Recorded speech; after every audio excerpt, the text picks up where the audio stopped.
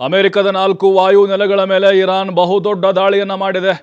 Islamic revolutionary guards ಕಾರ್ಪ್ಸ್ನಿಂದ attack ಆಗಿದೆ. ಇದು ಅಮೆರಿಕದ ಹಲವಾರು ವಾಯು ನೆಲೆಗಳ ಮೇಲೆ ಬಹುದೊಡ್ಡ ದಾಳಿಯಾಗಿದೆ. ಖಂಡಿತ ಅಮೆರಿಕಾಗೆ ನಡುಕ ಶುರು ಮಾಡಿಬಿಟ್ಟಿದೆ. ಇರಾನ್ ಈಗ ಸುಮ್ಮನೆ ಕೂತಿಲ್ಲ, ಅದು ಹೊಡಿತಾ ಇದೆ. ಎಷ್ಟು ಸಾಧ್ಯನೋ ಅಷ್ಟು ಹೊಡಿತಾ ಇದೆ. ನೀವು 100 ಹೊಡೆದ್ರೆ ನಾವು 10 ಆದರೂ ಹೊಡಿತೀವಿ ಅಂತ ಆ ರೀತಿ ಮನಸ್ಥಿತಿ ಅವ್ರದ್ದು. ಕ್ಷಿಪಣಿ ಡ್ರೋನ್ ದಾಳಿ ನಡೆಸಿದ್ದೇವೆ ಅಂತ IRGC ಹೇಳಿದೆ.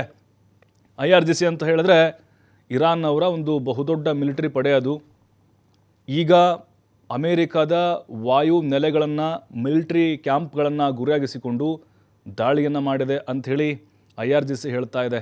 ನೋಡ್ತಾ ಇದ್ದೀವಿ, ದಟ್ಟವಾದಂಥ ಬೆಂಕಿಯ ಕೆನ್ನಾಲಿಗೆ ಆವರಿಸಿಬಿಟ್ಟಿದೆ.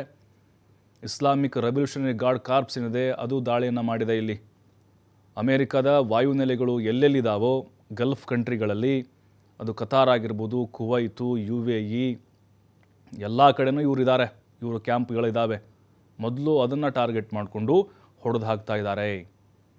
ಅದನ್ನು ಎಲ್ಲವನ್ನೂ ಕೂಡ ಫಿನಿಷ್ ಮಾಡಿಬಿಟ್ರೆ ಅಮೇರಿಕದ ಆಟ ನಡೆಯೋದಿಲ್ಲ.